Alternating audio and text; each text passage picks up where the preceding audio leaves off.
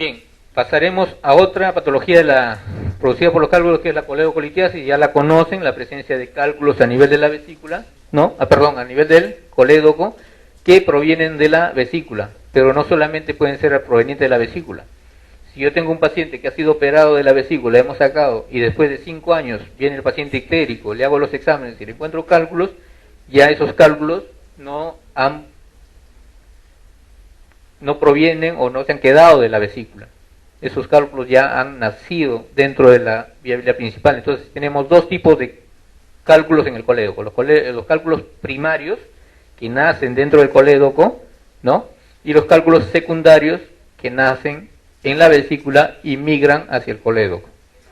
Si un paciente ha sido colecistectomizado y después de 2 años no hace ningún tipo de patología, entonces lo consideramos como curado, entre comillas. Si después de los 2 años me hace un cuadro ictérico y yo encuentro cálculos, yo asumo que esos cálculos son primarios del colédoco. Difícilmente son cálculos que hayan pasado de la vesícula. ¿Ya? Entonces son los dos tipos de cálculos, primarios y secundarios. Estas son las causas que producen obstrucción de la vía biliar principal. De lejos la más común es la coledocolitiasis, lo que mencionábamos, cálculos primarios, cálculos secundarios, ¿no? Pueden ir asociados con cuadros de colangitis, cuando ya producen una obstrucción de la vía biliar principal, ¿ya? En este caso ya hay ictericia, ¿no? Los signos de la colangitis, ¿no? Y la dilatación del colédoco no es inmediata, ¿ya? Para que haya dilatación del colédoco debe haber una presión más o menos constante, y esto se hace evidente a partir del 5.º día de obstrucción, ¿ya? Y pueden ir asociados a pancreatitis o a colangitis, ¿no? Por la obstrucción misma. Entonces, el problema en pacientes que vienen con cálculos en la vesícula es que yo no sé si uno de esos cálculos ha pasado al colédoco o no, ¿ya? Porque como le decía, yo puedo operar al paciente de la vesícula, le saco la vesícula y en el postoperatorio el paciente de repente me hace ictericia. Entonces es porque ha habido un cálculo en el colédoco, pero eso yo no lo sabía antes de la operación. Entonces hay algunos criterios que me van a ayudar a sospechar, ¿ya? A sospechar que el paciente puede tener cálculos en la vesícula, que pueden ser criterios clínicos de laboratorio o por imágenes, ¿ya? En clínicos, el antecedente de ictericia, paciente que ha tenido ictericia, paciente que ha tenido colangitis previa o pancreatitis previa, ¿no? Hay que sospechar fuertemente que tiene cálculos en el colédoco, ¿ya? El aumento de la fosfatasa alcalina, ¿no? Esto ya por laboratorio, paciente que tiene la fosfatasa alcalina elevada, sospechar la posibilidad de cálculo en el colédoco, ¿no? ¿Ya? Diagnósticos por ecografía, la presencia de microlitiasis en la vesícula, cálculos pequeñitos, menores de 3 milímetros, pueden pasar a través del conducto cístico y llegar al colédoco, ¿ya? O la presencia de un colédoco dilatado. Ecográficamente es muy difícil hacer el diagnóstico de cálculos en el colédoco, ¿ya? O sea, es difícil, bien difícil que el ecografista vea y me dice, ahí está el cálculo en el colédoco. ¿Por qué? Porque como recordarán, hemos visto el colédoco tiene varias partes, ¿no? Una parte que está por encima del duodeno, otra que está detrás del duodeno, otra dentro del páncreas y al final otra vez en el duodeno. Entonces imagínense después el ecógrafo, para llegar a la vesícula fácil llega, pues, ¿no? Está debajo del reborde costal y ya está. Pero llegar al colédoco, de repente solamente va a poder evaluar la parte que está por encima del duodeno, o sea, la parte supraduodenal, ¿ya? Y el cálculo está más abajo, está detrás del duodeno o dentro del páncreas, ¿no? Pero en la vía biliar. Entonces lo que el ecografista va a ver no va a ser el cálculo, va a ser simplemente que el colédoco está dilatado. Entonces esa dilatación del colédoco es un indicador de que puede estar obstruido el colédoco, ¿no? Y cuando hablamos de dilatación del colédoco, ¿cuánto mide el colédoco ecográficamente? 6 a 7 milímetros, ¿no? Por encima de 7 hasta 8 milímetros ya nosotros hablamos de dilatación del colédoco, entonces hay que sospechar de que puede tener un cálculo en el colédoco, ¿no es cierto? ¿Ya? Si a eso le sumamos que el paciente ha hecho un cuadro de ictericia previo, mayor razón, ¿no es cierto? ¿Ya? A ver, mujer de 40 años, dolor abdominal tipo cólico intenso en epigastrio, náuseas y vómitos. Se agrega luego ictericia y coluria con aumento de la fosfatasa a 5.000 unidades. ¿Cuál es el diagnóstico más probable? Parece una colecistitis, ¿no es cierto? Pero, ¿qué no va para colecistitis? La presencia de ictericia. Si hay ictericia, ¿qué significa? Aumento de bilirrubina, ¿no es cierto? El aumento de bilirrubina puede ser directa o indirecta, ¿no es cierto? ¿Ya? Entonces ahí tenemos que hacer toda la disquisición, pero cuando hablamos de indirecta, cuando hablamos de directa. Como estamos hablando de acá de cuadros obstructivos de la vía biliar, vamos a asumir que es una hiperbilirrubinemia directa, ¿no es cierto? Entonces, hay ictericia. ¿Por qué se produce la ictericia? Por una obstrucción. Y esa ictericia a su vez va a producir coluria, ¿no es cierto? Y si es un cuadro obstructivo, ¿qué más va a producir? Aparte de la ictericia, la coluria, ¿qué más? Acolia, ¿no es cierto? No va a llegar la bilis hacia el intestino y no va a haber pigmentos que tiñan las deposiciones, ¿no es cierto? Entonces, eso es lo que tienen que ustedes preguntar en el paciente, ¿ya? Entonces, ya con todo esto, más el aumento de fosfatasa alcalina, ¿cuál es la posibilidad diagnóstica? Coleocolitiasis, colecistitis aguda, litiásica, cólico vesicular, cáncer de páncreas, colecistitis crónica calculosa. Coleocolitiasis tiene todo a favor, ¿no es cierto? Para hacer una coleocolitiasis que esté produciendo una obstrucción de la vía biliar. 40 años, mujer relativamente joven, ¿no? Dolor abdominal intenso en epigastrio, ¿no? Colecistitis aguda litiásica es similar, pero la colecistitis litiásica no va con ictericia, ¿no? A no ser que sea una colecistitis larga data que ya ha producido un empiema vesicular con lesión del lecho hepático que produzca un cuadro ya séptico, ¿no? No va con el cuadro. Cólico vesicular, mucho menos, ¿no es cierto? Cólico vesicular es un dolor temporal y pasa. Cáncer de páncreas, ¿puede ser? ¿Qué tiene en contra del cáncer de páncreas?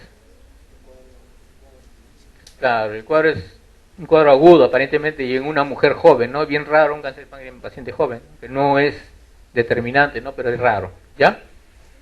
Colecitis crónica calculosa, ni vuelta a quedarle, no tiene nada que ver con el cuadro, ¿no es cierto? ¿Ya? Entonces nos quedamos con la primera posibilidad, coleocolitiasis, ¿sí?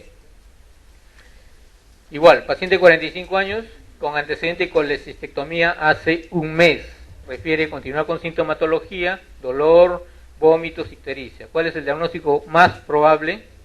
Lo que estábamos comentando, ¿no? Que por ahí un cálculo se haya quedado en el colédoco, ¿no? Y le esté produciendo todo el cuadro, ¿no? Hepatitis puede ser, con el antecedente quirúrgico, poco probable, ¿no? Estructura biliar es otra posibilidad, pero la estructura biliar, o sea, la lesión de la vía biliar, por decir, he entrado a la laparoscópica y he quemado la vía biliar y eso se me ha estenosado, ¿puede ser? ¿Puede ser? Puede ser, ¿no es cierto? Puede ser, pero ¿qué está en contra de la lesión de vía biliar?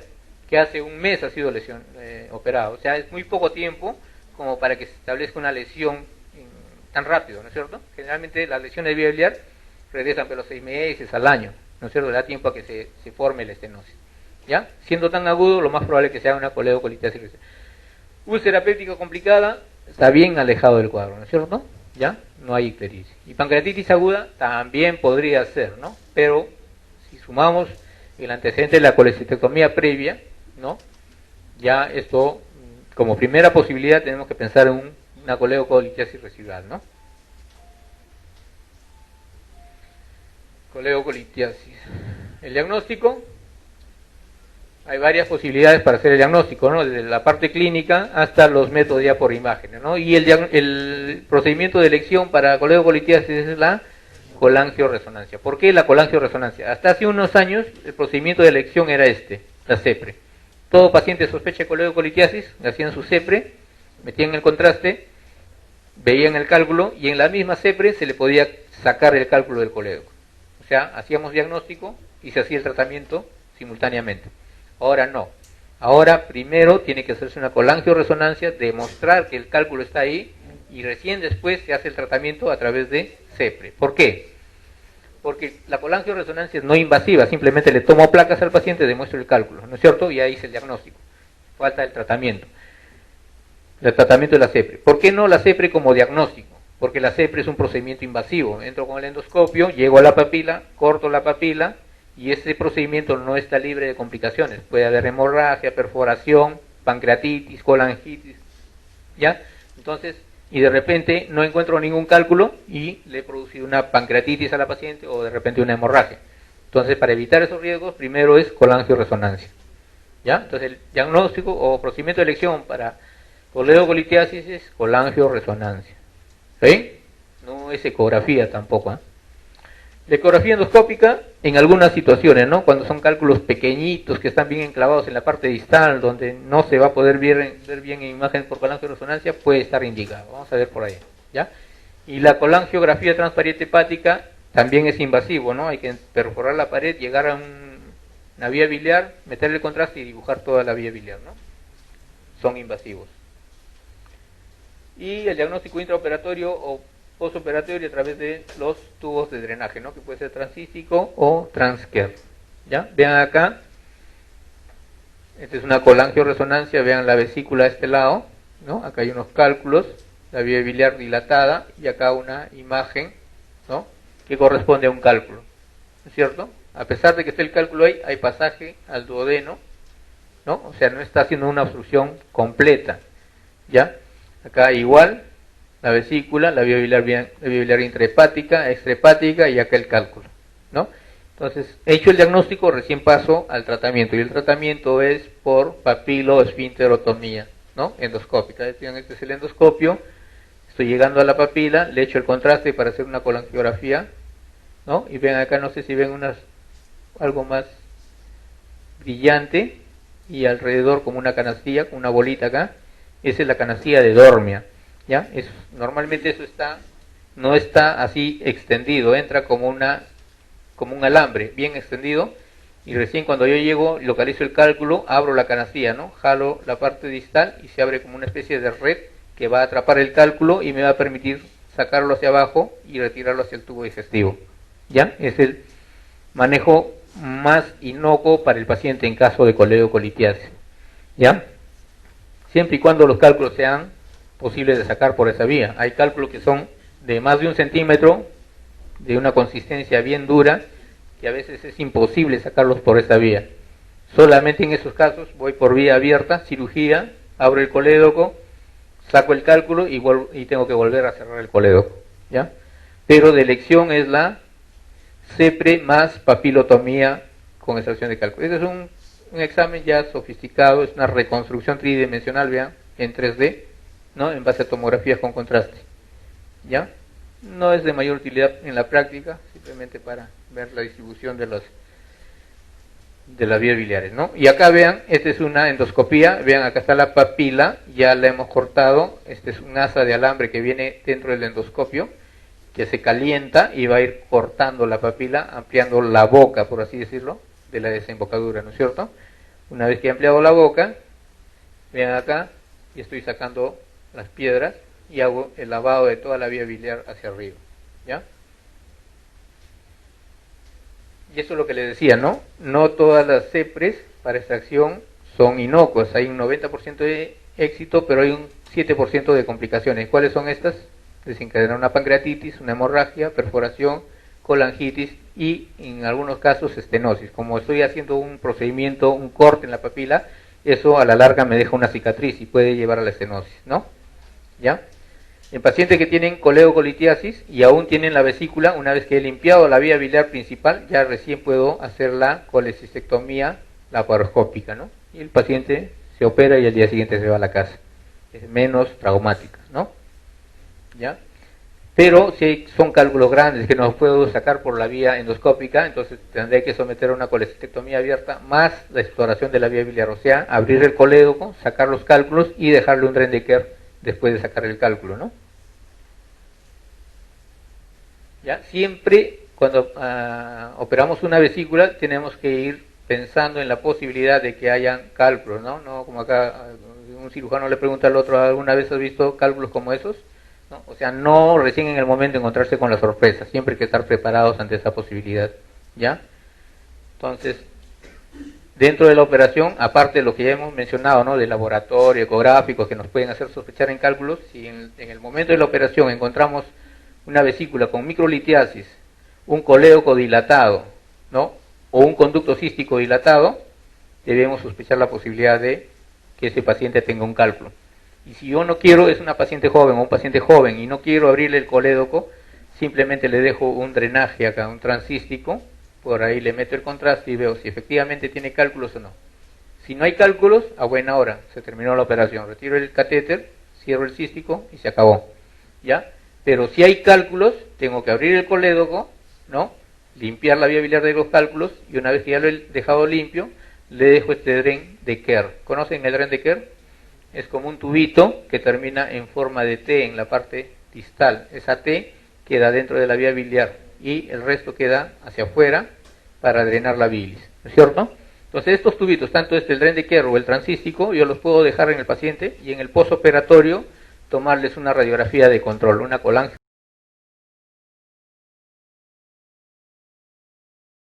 ¿Ya? Si en la radiografía de control veo que no hay ningún cálculo, a la semana o 2 semanas le retiro ya sea transístico o el Kerr y se acabó el problema. ¿No es cierto? Bueno, un problema derivado de la presencia de cálculos en la vía biliar principal o de coledocolitiasis es justamente esta patología que es la colangitis aguda, que no es más que la acentuación de la obstrucción, ¿no es cierto? La bilis está estancada ahí, hace una presión exagerada a nivel de todo el árbol biliar, tanta presión que va a romper los sinusoides hepáticos, y como esa bilis no está libre de gérmenes, va a invadir el hígado, ¿no es cierto? Y va a ser un cuadro de colangitis, ¿ya? Producida por aumento de presión, colonización de gérmenes. Los gérmenes tienen varias vías de ingreso, ¿no? Ascendente, linfática, desde el intestino, o por vía sistémica, ¿no? ¿Y cuáles son las manifestaciones clínicas de la colangitis? Un paciente con fiebre, ¿no? Paciente con dolor intenso y sobre todo esto, ¿no? La ictericia. ¿Cómo se llama eso? La tríada de Charcot. Todo paciente que llega con emergencia, fiebre, dolor, ictericia, pensar en la posibilidad de colangitis. Lógicamente ahí tienen que hacer todo el diagnóstico diferencial con otras patologías, ¿no? Ya esa es tarea de ustedes, pero básicamente pensar en colangitis, ¿ya? Esa es la tríada de Charcot, ¿ya? Y otra cosa, no en todos los pacientes con colangitis se van a encontrar los tres signos. Pacientes que van a venir de repente sin ictericia o de repente sin fiebre. ¿Ya? Solamente en 60%, ¿no? En menos del 60% de pacientes vamos a encontrar la triada como tal. Y si a esta triada le agregamos un paciente con compromiso del sensorio, ¿no? Y un estado séptico, un oligocito de 18.000, ya no hablamos de triada de Charcot, sino de la pentada de Reynolds, que significa ya un cuadro mucho más severo, que va a necesitar un manejo más agresivo, ¿no es cierto? ¿Ya? Entonces los estudios van a ser prácticamente los mismos que para la coledocolitiasis. La idea, ¿cuál es la idea? ¿No? El estudio de elección es la colangioresonancia, porque la colangitis no solamente puede ser producida por coledocolitiasis. Cualquier cosa que obstruya la vía biliar puede producir colangitis. Un parásito, un ascaris que se meta ahí y me produzca la obstrucción, puede producirme colangitis. Un tumor de larga data que me produce una obstrucción total puede llevarme a colangitis. ¿Ya? O sea, no es exclusivo de coledocolitiasis. ¿Ya? Entonces para eso, para determinar la causa de la obstrucción, lo ideal es la colangioresonancia, ¿no? Ya hemos mencionado. Y el tratamiento si es un paciente séptico, en mal estado general, de edad avanzada, yo no me voy a poner a hacer pues, una derivación bilodigestiva en ese momento, ¿no? Tengo que manejar la emergencia, porque yo le puedo hacer una buena derivación, qué sé yo, hepático yeyunal, hepático duodenal, ¿no? Me voy a tirar pues 3 horas haciendo una bonita anastomosis y el paciente va a terminar muerto, ¿no? Entonces la idea es sacar al paciente de la emergencia. Lo único que tengo que hacer en esos casos es llegar a la vía biliar principal y drenarla. Si es por vía abierta, lo ideal sería por vía endoscópica, llegar a la zona de la papila, meterle un stent o una prótesis que me permita drenar toda la bilis ahí, y una vez que el paciente esté en mejor estado, recién lo opero por vía abierta o laparoscópica, dependiendo, ¿ya? Pero si no tengo endoscopía, no tengo el stent, tengo que hacer cirugía abierta, entro, llego a la vía biliar principal, ¿no? Y le meto ahí un catéter, un dren de Kerr. Con eso simplemente estoy evacuando la bilis y permitiendo que el hígado nuevamente empiece a trabajar mejor. Una vez que el hígado se repone, los factores de coagulación ya se han corregido, la albúmina ha mejorado, recién ahí, dependiendo de la causa, de repente me animaré a hacerle una derivación bilodigestiva. ¿Sí? Paciente 45 años, dolor cólico, ictericia, fiebre y escalofríos, leucocitosis, hiperbilirubinemia o sea, ictericia, fosfatasa alcalina elevada. ¿Cuál de las patologías es la causa principal del cuadro? Invasión parasitaria puede tener, pero no te tiene por qué ser tanto cuadro, ¿no es cierto? Estenosis de la ampolla, generalmente son progresivas, lentas, ¿no es cierto? ¿Ya? Pseudoquiste pancreático, de igual manera, va creciendo el pseudoquiste, puede producirte un cuadro de obstrucción de la vía biliar, ¿no? Estamos hablando de cuadro obstructivo. Colangitis, de cajón, tiene fiebre, tiene ictericia y dolor cólico, tiene la triada. A eso agreguen los escalofríos, la leucocitosis, prácticamente tiene la pentada de Reynolds, ¿no? Entonces es una colangitis grave. Pancreatitis crónica no tiene nada que ver dentro de este cuadro, ¿no es cierto? Mujer de 72 años, 7 días de dolor en el cuadrante superior derecho, ictericia progresiva y temperatura de 39 grados, ¿no? 7 días de dolor, ¿eh? Una semana con dolor. Ictericia progresiva y fiebre. Recibe tratamiento con cefalexina vía oral, no mejora, llega a emergencia con hipotensión, compromiso del sensorio, leucocitos 19.000, bilirrubinas, transaminasas y fosfatasa alcalina elevadas y con la concentración de amilasa sérica normal. ¿Cuál es su diagnóstico? ¿Ah? Es una paciente ictérica en mal estado general, con hipotensión, ¿no? O sea, ya teniendo problemas de perfusión, ¿no? ¿Ya? Ictericia y aumento de temperatura. Entonces, ¿cuáles son las posibilidades? ¿Hepatitis será? No va con ese cuadro tan aparatoso, ¿no? Es que sea una hepatitis fulminante, ¿no? Claro, no da mayor dato. Colelitiasis, cálculos en la vesícula, no tiene por qué darte un cuadro tan aparatoso, ¿no es cierto? Enfermedad de Wilson, ¿saben lo que es la enfermedad de Wilson, no es cierto? Es una enfermedad por depósitos a nivel del hígado. No es tampoco. Colecistitis aguda alitiásica, más alejado, ¿no es cierto? Colangitis supurativa aguda, de todos, definitivamente era colangitis supurativa, que me indica prácticamente un cuadro más agresivo, ¿no es cierto? Esa es la respuesta.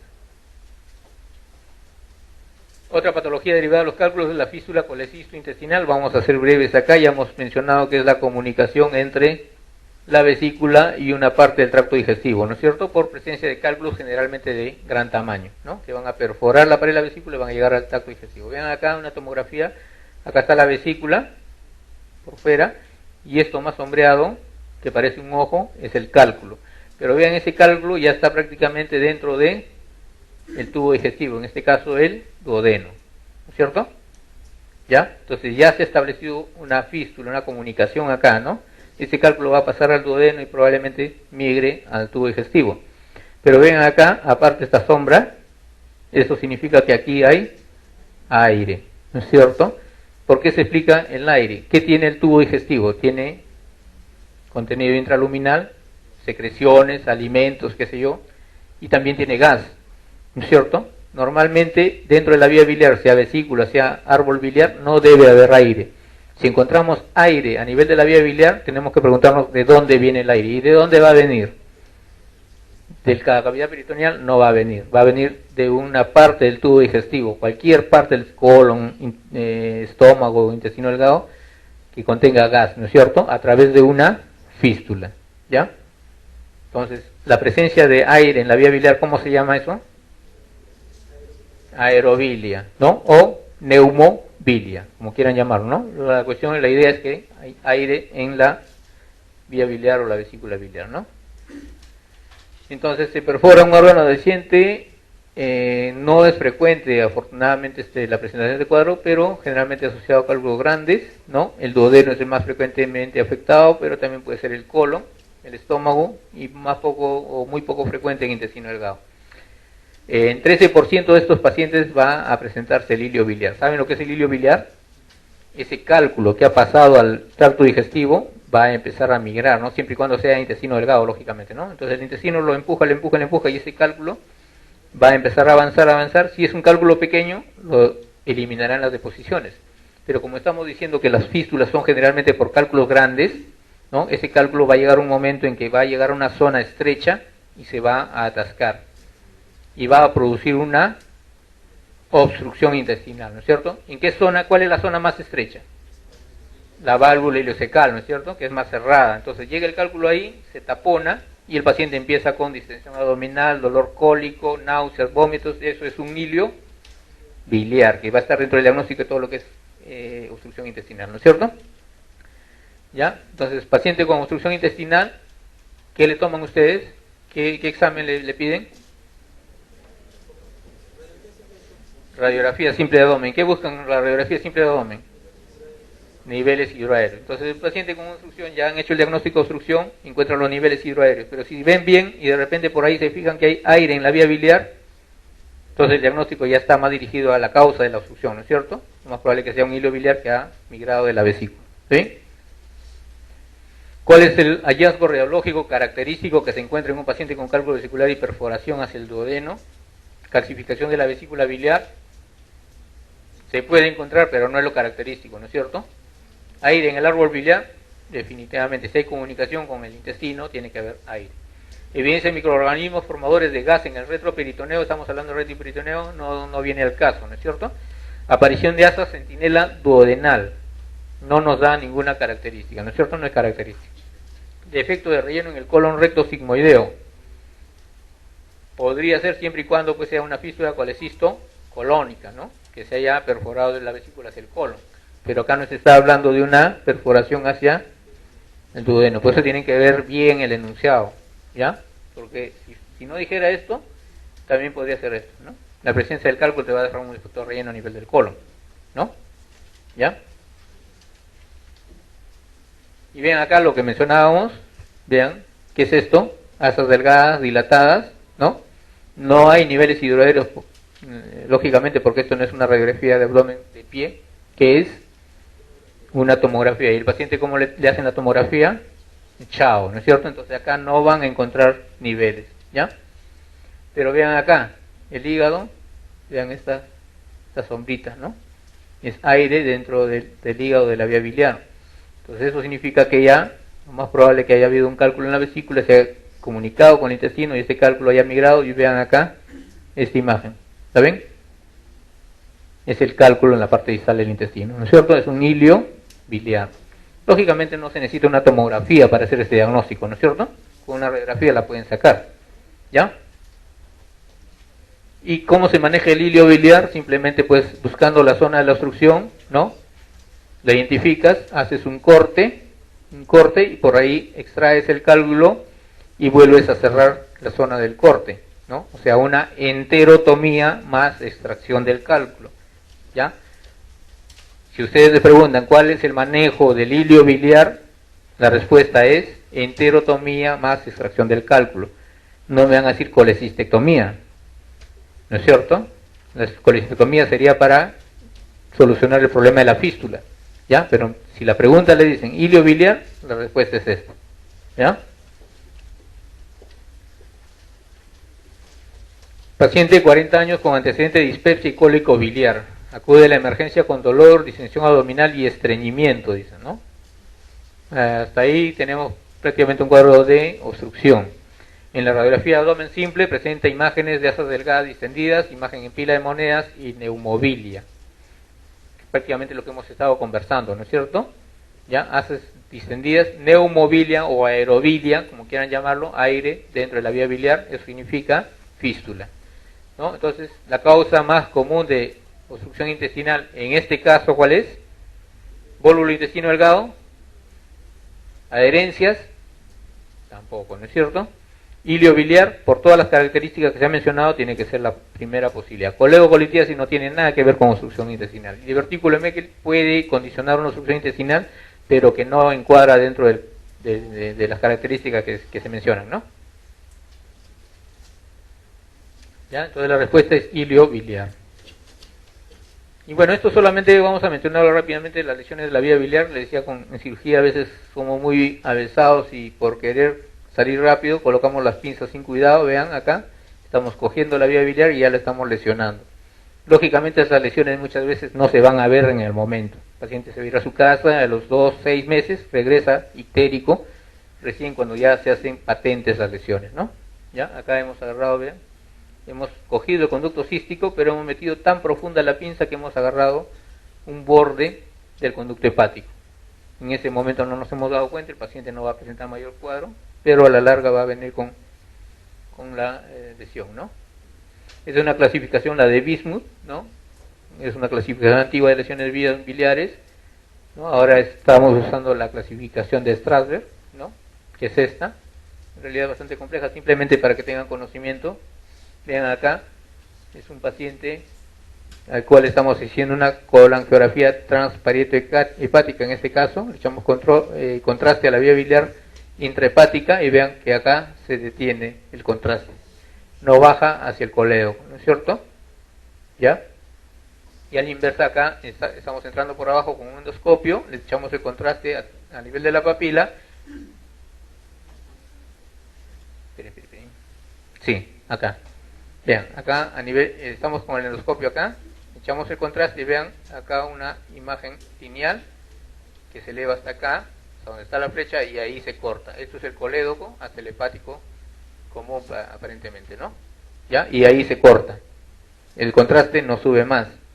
¿Ya? En este mismo paciente le hacemos la transparieta hepática, entramos con un catéter, canalizamos una vía biliar y vean acá, igual se ve la vía biliar intrahepática, acá el hepático común y acá se corta, que coincide con eso, ¿no? Si ven más acuciosamente van a encontrar un par de clips aquí, ¿ya? Que son los clips que utilizamos para ligar el conducto cístico, y lo que hemos hecho es ligar el conducto cístico y de yapa hemos ligado la vía biliar principal. ¿No es cierto? Entonces acá está obstruido. Este paciente ya tiene una dilatación de la vía biliar acá. Vean esta vía biliar intrahepática, el grosor, comparado con este colédoco distal que no está dilatado, ¿no? La lesión está acá. Entonces el paciente, como les decía, va a tener que ser sometido a una nueva intervención y hay que reparar eso, ¿no? Y el manejo es realmente mucho más complicado en esos pacientes. Esta es una lesión de bismuth tipo 1, no vamos a detallarla. Paciente con dolor tipo cólico en hipocondrio derecho, diagnóstico de cálculo en el esfínter de Oddi. ¿Qué fármaco aumenta el espasmo? ¿La atropina? ¿La atropina qué es? ¿Cómo lo utilizan? Como antiespasmódico, básicamente, ¿no es cierto? O sea, no va a producir espasmo. El ketorolaco es un analgésico antiinflamatorio, ¿no? Metamizol, antipirético, también tiene efecto analgésico. La nitroglicerina también es un vasodilatador, o sea, no tiene el efecto de producir espasmo. Lo único que produce espasmo a ese nivel es sulfato de morfina, ¿no? En todo caso, en todo paciente, ¿no?, que tenga este tipo de problemas, no usar opioides, ¿no?